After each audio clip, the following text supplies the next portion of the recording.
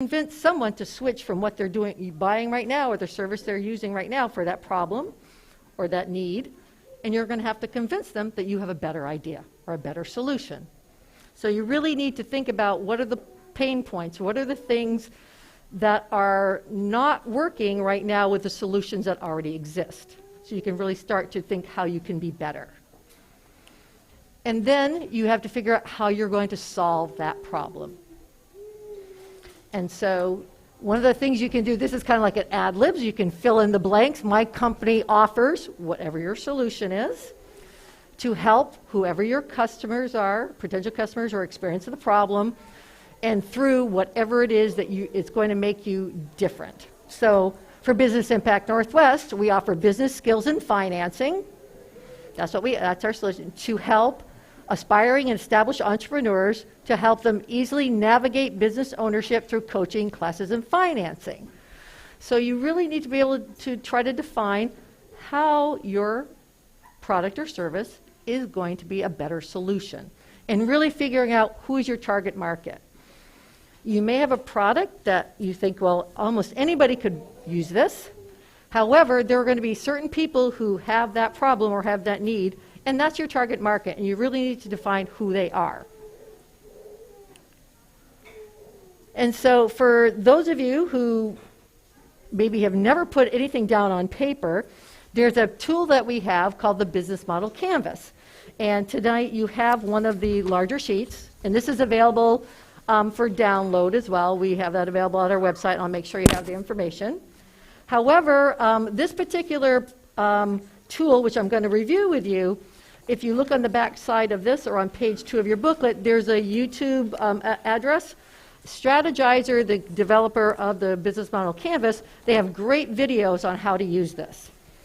So think of this as a tool that is basically, think of it like you're going to outline your business idea in like 30 minutes. What you're going to be able to do with this is identify what you know about your business idea, and then you'll also see the gaps of the information that you don't know. So if we look through the different 9 different areas that you're going to fill out, the first one is what we call your value proposition. So basically, what is your product or your service that you're going to offer, and what makes you unique? And it doesn't mean that you're doing something totally different than anyone else. Maybe the uniqueness is going to be your expertise. Maybe it's going to be the way you deliver the service. So the first thing you want to really identify is what your product or service is and how it's different than what already exists out there, or what makes you unique. And then you're going to identify your customer segments. And so this is where you really define who your customer is. Who's the ideal customer? If you think about your product or service and you close your eyes, can you picture the person who is the perfect customer? And so if you can, then we need to identify more about them. And this is, we're looking at the demographics. Is there a certain age or gender, or are they homeowners if you're a service provider? Do they have a certain income level? Are they located in a certain geography? So you're going to want to create a profile of your ideal customer, because at some point you need to identify them so you can make sure there are enough of those customers so you can be successful. So the next thing you're going to do is you're going to look at the key activities. What are the things that you have to do well in order to stay in business? I have an example of a quilting store that gives online classes, in-person classes, and they also sell custom quilts. And so the key activities, if that's my business, I have to be able to be I have to understand the inventory needed. So I've got to be a good retailer and understand how to purchase properly and what my customers want. I have to be able to teach these quilting classes. And then I sell custom quilts. I have to have access to a custom quilters. Those are key activities I must do well for my business to succeed. And so you will have to identify what you need to do for your business to succeed. And then we're going to look at customer relationships. Do you have a customer relationship where you're performing a service and going to their home, where you're actually performing the service with the homeowner in front of you, your customer in front of you? Are you a online retailer where you have a distant relationship where you never see your customer and you have to be able to create a relationship with them through your online store? So some of you will have your customers that will be in front of you when you're performing a service or the business. Some of you will have them come into your location. Others, you'll never see your customers, and you're going to have to really create a persona so they understand who you are and they feel a connection to you even though they never see you. And then another thing to keep in mind is how frequently will they purchase from you? Are they going to reorder? Is this something they reorder regularly, or you have the type of item that they only buy occasionally? You're going to look at the channels of how do you deliver your product or service. That can be as simple as how are you going to actually ship the product to them? Or perhaps you're going to look at how you're going to communicate with them. That's part of the process as well, as far as the channels of communication. What is your customer service? How is that going to be handled? All the ways that you're going to be able to maintain them as customers as well. And then those are all the things that we call customer facing. These are the things that you're going to be interacting with the customers. You want to think of your key resources. What do you have to have in order to run your business? Some of you will need very few things, especially if what you're doing is a service where it's your skill or your knowledge that's performing the actual thing that the client's purchasing. In my quilting situation, I have a lot of resources I need. I need a physical store with everything that entails. I need all the quilting machinery and tables. So I have a lot of expenses or a lot of resources I have to have. And think of these as those things you have to purchase, the physical things. And then most small businesses are solopreneurs, which means they don't have payrolled employees. But that doesn't mean they do it alone. So we call those key partners. These are the people that are on your team and support you, but you don't have them on payroll. So they could be your bookkeeper or accountant. They can be your lawyer, your insurance broker. You're going to need insurance. They can be your banker. They can be your web designer. Or your web host, your vendors. These are all key partners that support your business, but they aren't on your payroll. So these are your key partners. And then from there, we have to look at all the costs that we have for our business. And kind of think of this like your household. You have monthly expenses that every month you pay, no matter what. Your business will have these operating costs too. So what will they be? And they're going to be your business license. They're going to be insurance. Are you going to have a physical location where you have rent and utilities? You're going to have payroll. Those are all things that you want to think of what your costs are going to be for your business, especially those costs that you're going to pay month in and month out, no matter how many clients you have. And then lastly, the best part, your revenue streams. How do you make money in your business? What are your customers paying you for? So in my situation, I have my online store, I have my physical store sales, I have my online classes, I have my in-store classes they pay for, and I have my custom quilts. So I have 5 revenue streams. The more revenue streams you have, the more you can guard against when you have one revenue stream slows down, you have income coming from other revenue streams. So it's very common to start with one revenue stream, which means you have one thing that you offer, a product or a service. And then what you need to do is think about what are the other things that you could offer, or what are the other things that people buy. If they buy your service, what are things that they need to continue to keep whatever the service you're doing, keep that particular item in their home or in their business running. And are there ways that you can sell these other things to help bring more income into your business? So you could take 30 minutes with your business idea and just put little short sentences or bullet points, and what you'll understand is what you know about your business model, how you're going to function as a business, and then you'll also see what you don't know. And what's nice about this is you can do this for any type of business. So you say whatever you have 2 or 3 ideas, You can do this, each one of them, for the different ideas. So for some people, this is the first time they put their business down on paper. And it's a nice, quick way to do it.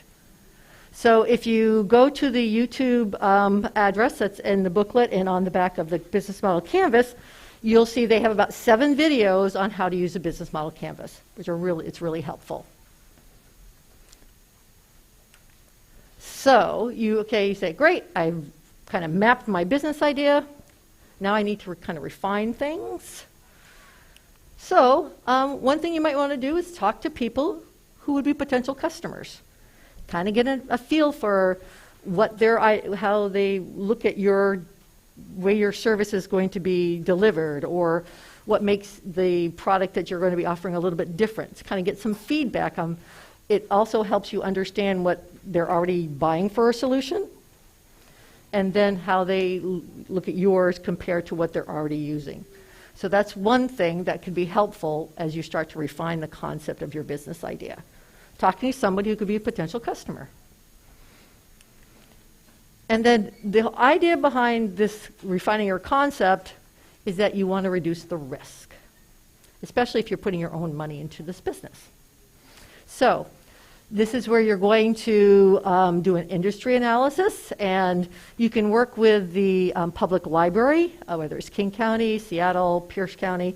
All the public libraries have business librarians, and you can book free appointments, and they can help you with this industry analysis. So you want to understand what's happening in my situation in the quilting business. So if I understand that the quilting business is in a decline, would I want to know that before I start my quilting business? Yes, I would.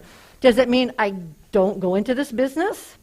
Not necessarily, but I need to understand that quilting is on a decline. If I want to grow this business, I am going to have to find ways to bring new people into quilting. So I'm going to have to build my market because the market's declining. Now, to be quite honest, I don't know if that's true about quilting or not, because I am not a quilter, but I'd want to know that before I went into this situation. So you can do the same thing. What's happening in your industry? Is it growing? Is it in decline?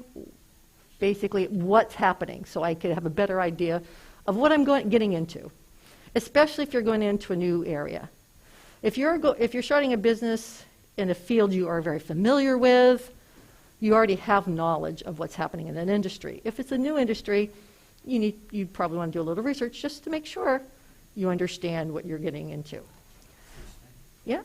Did you say we can book an appointment with a library? Yes, you can. Yeah, you're going to have the information in the presentation, and it's also in the booklet. Yes. They can help with all this analysis. Yes, they can. And I'll tell you, they love to do it. So they do. So yes, you can book. All of the public library systems have librarians. You can book. They're all doing. Some may be doing in person. Most have been still doing virtual. And you can tell them you're going to start a business, and you're looking at doing this research, especially if you're writing your business plan, and they can certainly help you. And then we want to look at the target market, and that's where you really want to deep dive as who is your perfect client.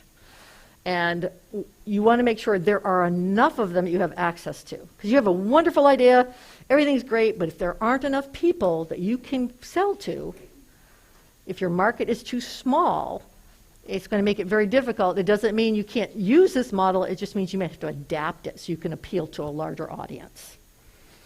And then we want to look at competitor analysis. So, as I mentioned before, you're not the first person to do this unless you've got this revolutionary idea that no one's ever done before, which is really difficult, but it does happen.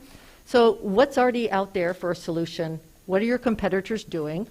And when you do this competitor analysis, you can also get some very good ideas of what are some other services or what are some other products that my competitors are doing they're selling that might be something I could use or I could adapt.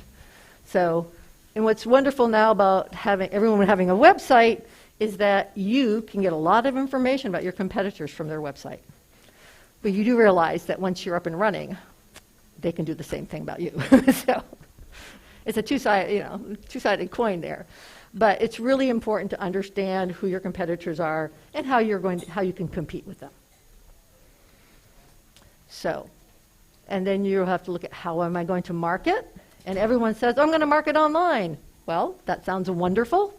However, there are a lot of platforms to be on online, and you need to understand where do your customers spend time online, because you need to go where they are. And so you may be in an industry where you can do more traditional marketing. I bet you everyone in here gets the Val Pack or the mailing coupons in the envelope once a month, perhaps. And what kind of businesses are in there? Random stuff that none of us buy. Well, okay, well, I would say they do tend to fall into certain buckets. Usually it's home repair, any kind of home. They're really looking at for people who come into an area who don't know who does garage door repair or who does, landscaping or those types of things. So a lot of home repair things. Restaurants will be in there very often. Medical, dental. So again, they're really looking at people who moved in and trying to, or people who realize, hey, I'm in my home and all of a sudden now I have this issue that never has happened before. So those businesses find value, obviously, in these coupons. And so you may have a more traditional marketing which is appropriate for your type of business. So every industry has different types of marketing which are more appropriate, and you're going to have to create your marketing plan. And then you're going to look at your operations. Again, we're going to look at your team, and your team can be all those, remember those key partners? Doesn't mean they're on your payroll, but some of you will have, either partners or other owners, and you may have staff as well. You have employees. So, but you're going to have to look at your whole operations, how everything is going to function on a day-to-day basis, and what roles are being filled by what people. Maybe you're going to contract some of the work that you need done to independent contractors. All of those things you need to understand what kind of team do you need for this business. And again, most of you will probably start as solopreneurs. You are the team, but that's okay. That's all right. What do you think one of the number one things that, what number one jobs that a business has, the things you have to do to operate a business that people will hire out once they get enough money? Accounting, yes, that's it. What's also happening now is social media marketing. People are starting now to say, okay, this is something I don't either have the skill or time for, and they're starting to do that. But yeah, accounting is number one. Because unless you're an accountant, you don't make money keeping your own books, right? It's worth the expense to hire that, honestly. You'll hit your head against the wall and figure it out. Well, that's true. Yeah, first of all, you don't have, unless yeah, exactly. You may not have the knowledge to do your own bookkeeping, number one. And number two, it's time consuming. If you could pay someone to do it for you, that's time you could be generating revenue. So. And then you're going to do financial projections. So before you put your hard-earned, saved money into a business, you want to make sure that you understand what your expenses are once a month, what it costs to produce your product or service, how much you're going to sell it for, and then you need to look at how are you going to pay yourself. All of these things go into a financial projection. And whether you're looking to get a loan or not, you should do a 12-month financial projection. And there is a financial projection workbook that we have available for download free on our website. There are others through SCORE and other organizations. And it can help you understand that you have a product that you can produce or service you can produce at a price that you can, that you sell at a certain level or price level, that you can have enough profit to pay your operating expenses, to pay yourself, and to have profit at the end. And so those are the things that a financial projection will help you do. Now, it will also help you understand if you need a loan. Because if you need a loan, a lender, whether it's friends, family, or in a financial institution, they're going to want you to demonstrate that you have enough, you can have a strong enough cash flow for the 12 months that you're starting your business with a large enough amount of money, whether it's loan and or your savings, and your projected revenue you can stay, you have cash flow positive, which means you have money at the end of every month as you're building your business. And so the financial projection workbook is really a wonderful way to really understand you have a financially feasible idea. And so all of those things would go into a business plan. And a business plan doesn't have to be 50 pages. And it may sound like, oh, why do I need to do this? Think of this as your blueprint for your business. This is your proof of concept. You're going to think through these things and understand how your business is going to function. And so you're doing it as much for yourself as it would be to anyone that you might have to, that you have as an investor. And so there are several different templates out there available to you free of charge. So these are some of the ones that are from the bizplantool.com. It's a wonderful one that is made available through a grant from Wells Fargo. It has nothing to do with Wells Fargo. They don't have any information. They just make it available so you're able to do this online business plan. We also have what SCORE has one at score.org, which is one of our resource partners. And what's also really nice is you're not the first person to write a business plan for this idea. So guess what? There's a business plan handbook, which is available through the King County Library, where you can look for sample business plans for your business idea and be inspired. So you can see, what does the business plan for my business look like? So, and very often we're looking 6 to 8 pages. It doesn't have to be a novel, because some people get turned off by the idea of writing a business plan, but think of it as your blueprint for your business. So those are all available for free. And there are many other resources out there as well. So we've got our idea, we understand what we're solving, we've looked at all the parts of how we're going to plan this out, and we're going to look at our model and understand we have a business plan, everything's fine, and then you realize, ooh, how am I going to finance my business? So, no surprise, owner investment is the #1 way that people finance their business. And the other thing that they use is probably what every household uses at the end of the month if they don't have enough money. They use credit cards. So it's very important as a small business owner that if you are using credit cards to bridge the gap, that you make sure you're using them in a very judicious and financially responsible manner. So, but most small businesses, that is how they finance themselves as they're starting up.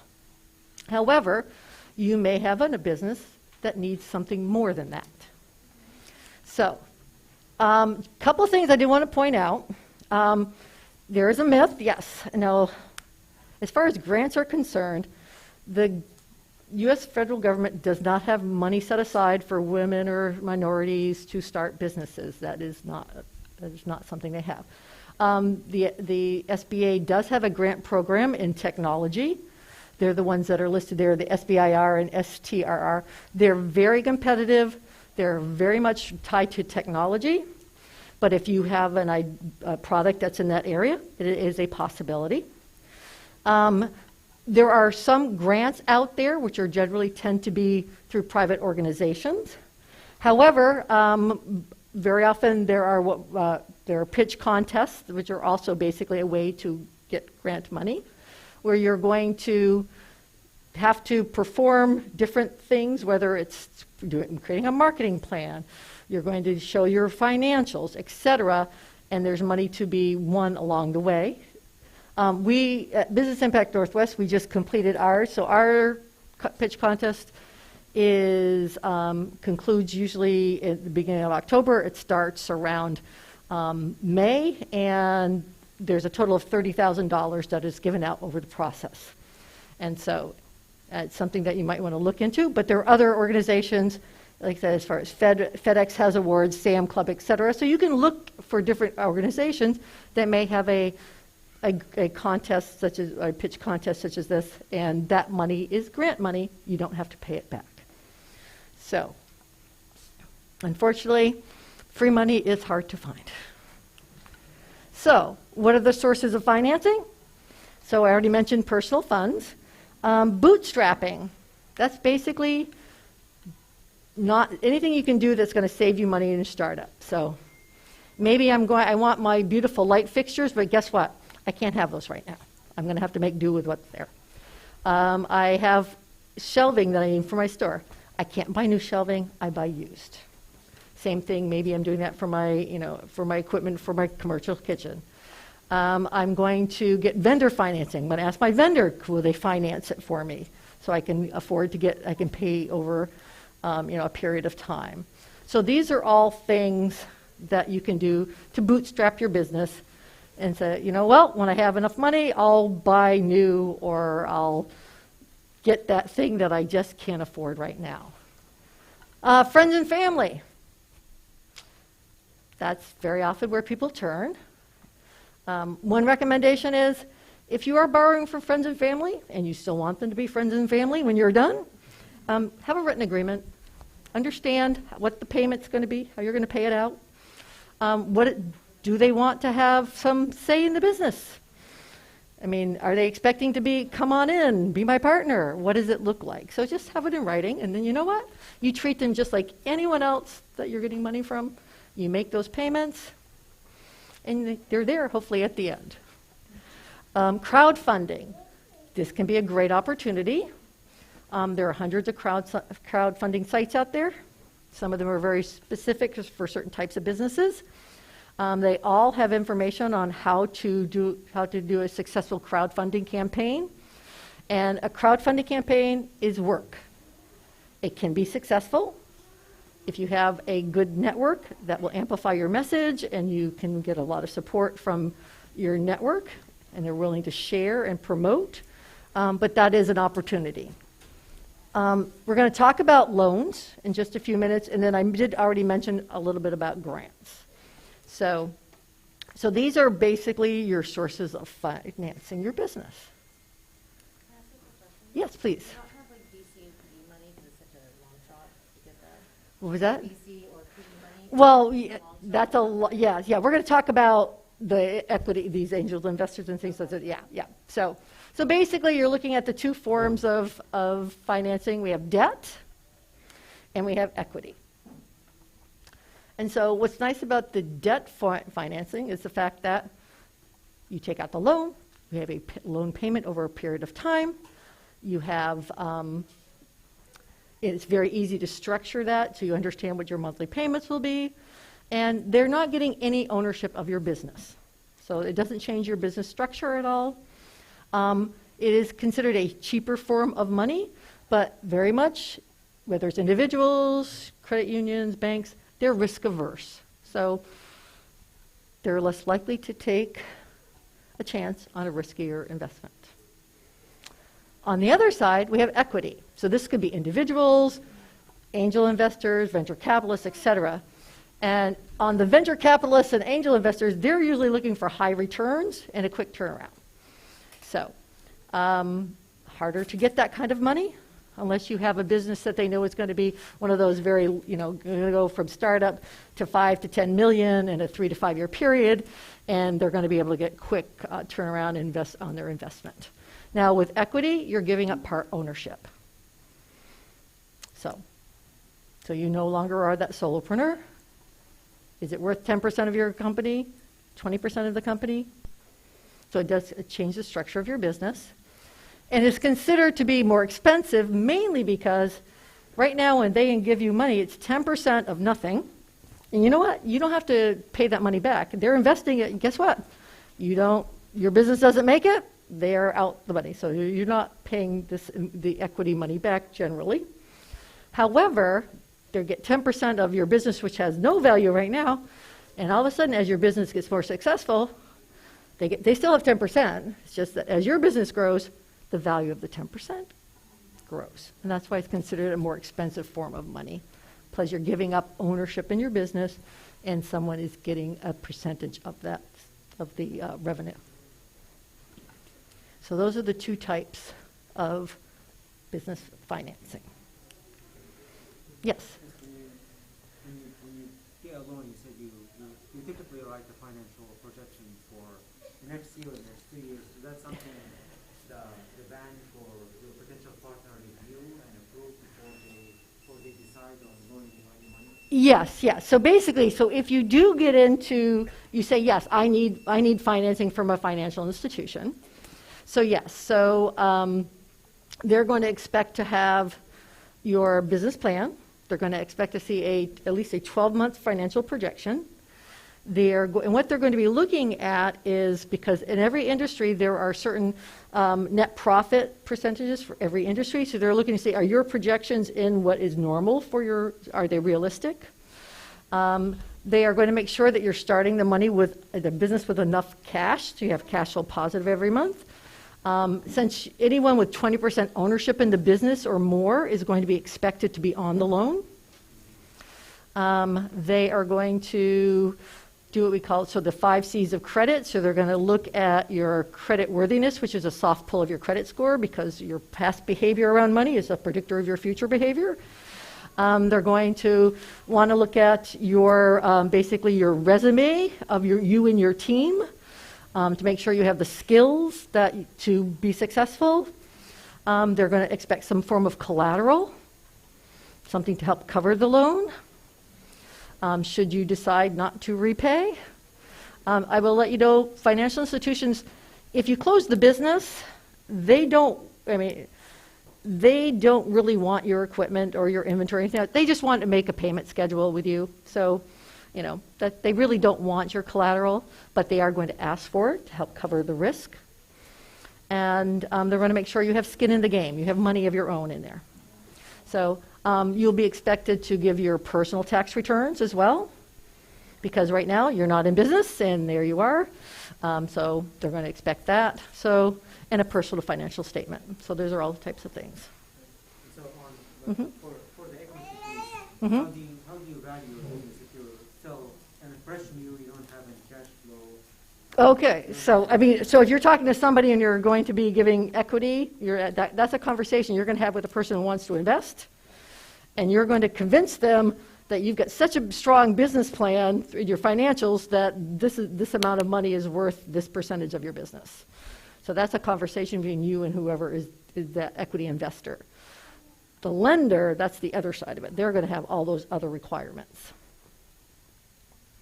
So. Lenders are likely to give you money if they're not offered it already. Right. So, yeah. So basically, a traditional financial institutions generally don't lend to businesses that haven't been in business 2 years or at least 2 years, and because they need to demonstrate a strong cash flow where they've been successful, they have revenue, they can cover their expenses. So CDFIs, such as Business Impact Northwest, there's Ventures or others in the area, they are community lenders, and so what they do is they're there to lend to both startup and existing businesses that have a little more risk. So you're not as strong in all the areas that they care about. You're not as strong. Because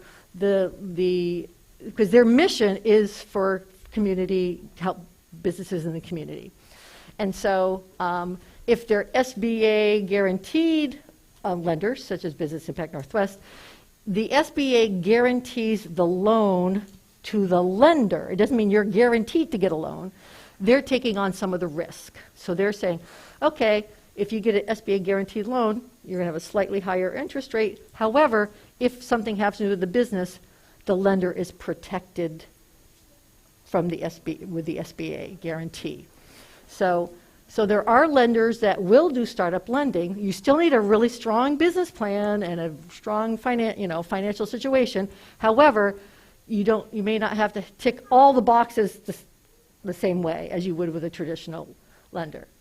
And so as a small business, if you're starting without funding, it's a really good idea to, as you grow your business, start to take out small loans from your financial institution where you're doing your banking, and repay that, and you're building your credit with your financial institution, so when you do need a loan, you're a good risk.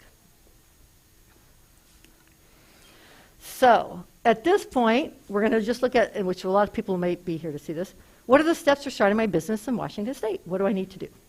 So this is the very practical part, and this information is in your booklet as well. So you're going to pick a name. So so how do I know if my name's available? So you can check with the Business Licensing Service, the Secretary of State. You can also check with the U.S. Patent and Trademark Office to make sure the name isn't trademarked. And so you want to make sure your name is available. And you know what, if it isn't, your favorite name isn't available, it's okay. Because you look at all these businesses, these names mean nothing to you. This is what you know them as now. Those are the names they started under. So you can always change your business name. Okay? So it may not be the perfect name, but if yours is taken, it's okay. Amazon's kind of fitting. What was that? Amazon is fitting. I think, yeah, Amazon and Relentless, yeah, I think they're probably true. Yes, yeah. Yeah, exactly. So you really need to pick out your name because you want to make sure it's available. Okay, and then you need to think about structuring your business. So this is basically what type of, are you going to be a sole proprietorship, an LLC, a corporation, a partnership? And so it's a lot of the choice on your structure has to do with what the tax implications are going to be, what kind of financial resources you have that you want to protect. There are lots of different things that make a difference in which structure. So we do recommend meeting with an attorney to make sure you're making, or a CPA to make sure you're making the proper choice. We're going to just look at the 4 most popular and just give a little overview. There's more information and in the booklet. So sole proprietorship, all your profit or loss goes into your personal tax return.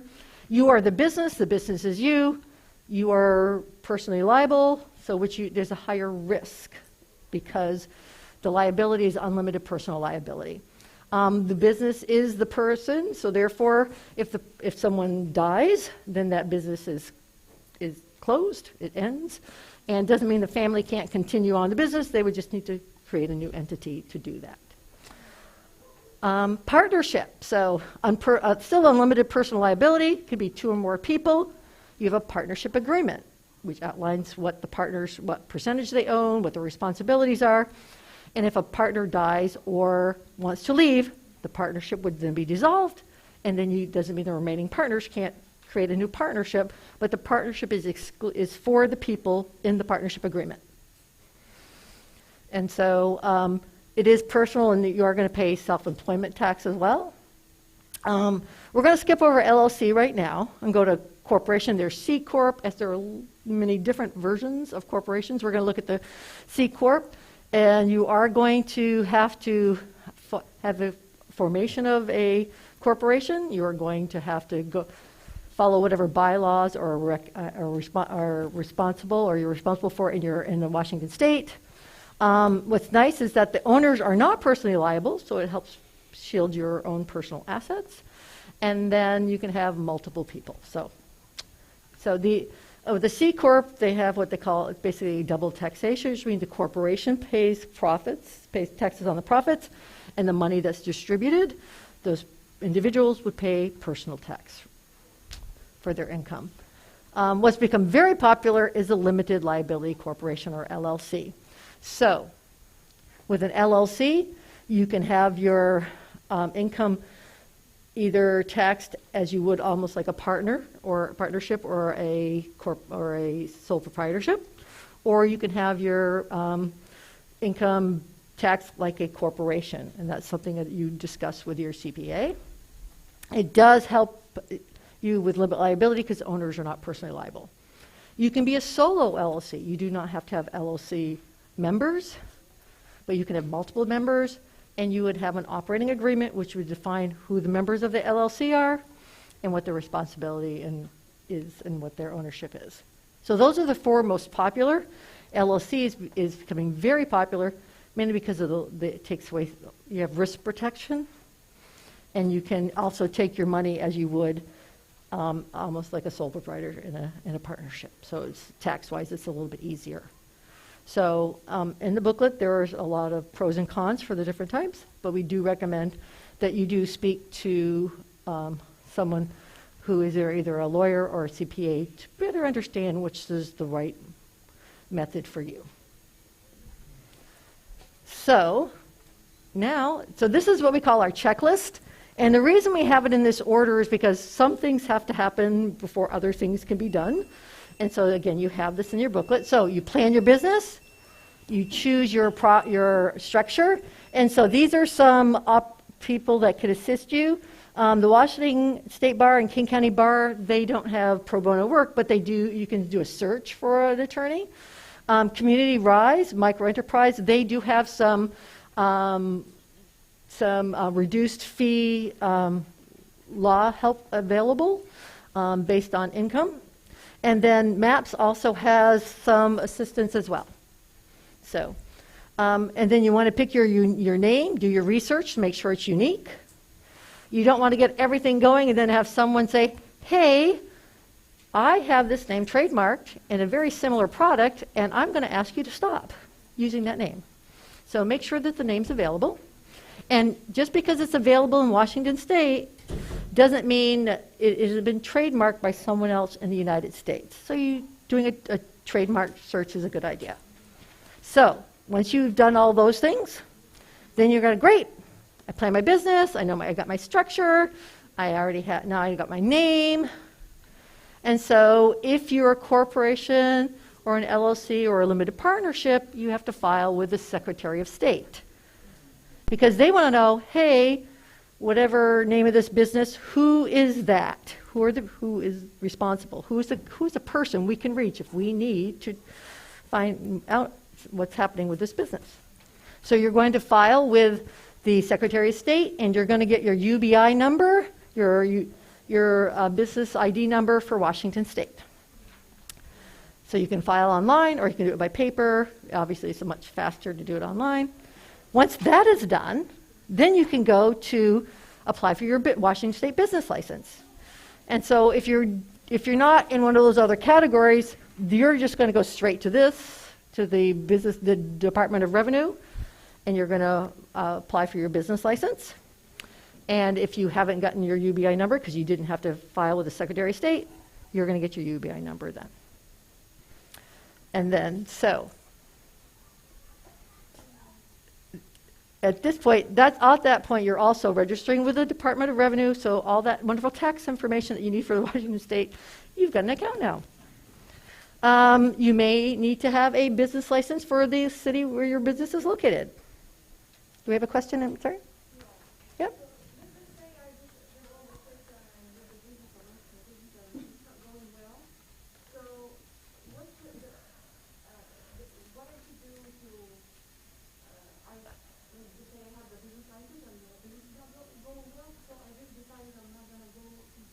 Oh yeah, okay. Yeah, you're going to go into your Department of Revenue account, and you're going to close the business. Yeah, there are procedures for closing. Yep. So you're going to go through the Department of Revenue, because you need to tell the Department of Revenue, I'm not in business anymore, and that way you don't need to file for another business license, all of those things. So, you're going to, if you're located in Redmond, you're going to go to the Redmond Business Licensing Office and find out what are my requirements. So wherever you're physically located, that's where you might need to have a business license. You're going to make sure you have whatever other licenses you need. If you are a contractor, or maybe there's a license you need for your particular type of business, you want to make sure you have that. And then you're going to get your free employer identification number, or we call an EIN. And this is where the UBI number is your identification to Washington State business, for the state of Washington for your business. The EIN is a free number from the federal government that identifies your business to the federal government. And so this particular link right here, which is also in your workbook, you apply for this online, and they're going to say, great, here is your provisional EIN. It is actually your EIN. It's not provisional. For some reason, they just tell you that when you file. And so this is a number that you don't have to have if you're a sole proprietorship, and there's some other structures that you don't need it for. However, we recommend it, because if you're a sole proprietor, then you're going to be using your Social Security number with all your business information. This shields your Social Security number. So if you're going to have employees, you're going to have this, but even if you're not going to have one, you can still get it for free, and your bank or credit union may request that you have it anyway. So this is a free item, and again, this is in the resources in the business checklist that's in the workbook. And then you can open your business account. Because when you go in to open your business banking, they're going to want your, if you have a partnership or corporation or your LLC operating agreement, they're going to want your business license, your local and your state one. They may ask for your local one as well. They may want to see your EIN number. Then you can open your business account. And we really recommend don't commingle or mix personal finances with business finances. And she may go, well, I haven't started yet, but I'm starting all these, getting these expenses. I have my business license expense. You can, and I would recommend you could always open a second personal checking account where you're just having only expenses as for your during business startup, and then you can then transition that into a business account. So you're keeping all of those things separate. It's just a very good way to conduct business. And then after that, we're not going to get into this, but if you're hiring, you're going to have all those other things that are related to that, which could you make sure you're following the labor laws for the state, the city, and federal, and all those other things that you might need. And so there are lots of resources available. So there's business.wa.gov. So the state of Washington has some really good business resources. You also have the SBA.gov. They have their own business guide. And then the City of Seattle Economic Development Office has a lot of resources as well. But there are many others out there. So there are lots of great resources, and we also have that in the booklet. Just a quick question. Do you need an EIN to get a reseller permit, or do you only need a UBI? As far as getting a resale permit, they may ask for, but I don't think they. You just need an UBI. Yeah, you have to have a UBI, but it may not be mandatory to have the EIN, but you definitely have to have the UBI. Okay, so that in a nutshell is, and that's all there is to it, folks. That's it. No. So before I close, I'll answer some questions. So you say you need to have an address to register the business. Does it need to be a physical address? Yes, they're going to want a physical address. So does that mean you can't operate a business in Washington unless you live in Washington? No, you can operate a business in Washington outside of Washington, but you have to identify the address as you're an out-of-state business. So, yes, so you can, yes. So there may, because you can do that. But you can operate, you don't have to have a Washington State business license to operate a business, have customers in Washington State. However, if you are located at Washington State, you can operate a business in Washington State and be an out-of-state resident. So that makes sense. So I know everyone's probably really hungry too, so please feel free to get your food. Please don't. Why would someone choose Washington State or any other state for that matter, other than that they are living in it? Okay. Delaware? Okay, yeah. A lot of it, usually it has to do, if it's corporations and it's corporate tax. There are some states which are very friendly in corporate tax, very low tax rate. That's generally why people go to certain, like Maryland, they also go to Nevada as another very corporate tax-friendly state. That's generally why. And when you say corporate tax, does that I only mean, apply to C Corp or well, it could, those, or well, LLCs as as far, I mean, I can't state whether it does for all the corporations, but they tend to have a lower tax rate. Definitely for C Corp, as far as the others, I can't say. But that's generally the reason. It has to be more tax-friendly. So, yeah? Okay, yeah, okay, that's fine. So I'm going to stay for a few more minutes. I'm just going to let you know that please, our organization offers free one-on-one business coaching. We also, most of our other resources are free of charge. We have a few things that do have a small fee to them. So I invite you to go to our website, and I also have other information, and I'm happy to stay and answer some questions that you might have as well. But thank you all for coming. I really appreciate it. And please don't forget the food. I want to thank Gul and MAPS for this presentation tonight. Thank you for the presentation. You're welcome. By any chance, can we get this slide somehow? Yeah, actually, yes. When you signed up, did they ask for an email address? If they did, I'm going to let me check the registration list. If I have it, then I can just send it out. But let me, if not, I can give you my card if you want to request it. It looks like we have email addresses, yeah, okay, yeah, so, but you also have my email, I'm Susan, so if you wanted to email me directly as well, you can do that, but I will be sending it out. Okay. Are you staying for some time? Yeah. Or leaving now? No, I'm here, no, yeah. Brian, come back to... Okay, yeah, I don't know how long I'll be here, but, It should be 10 minutes. oh, okay, yeah, I should be here for that, definitely. Yes, yeah. Actually, I have my Here, let me turn this off, you don't need to be, you don't need to be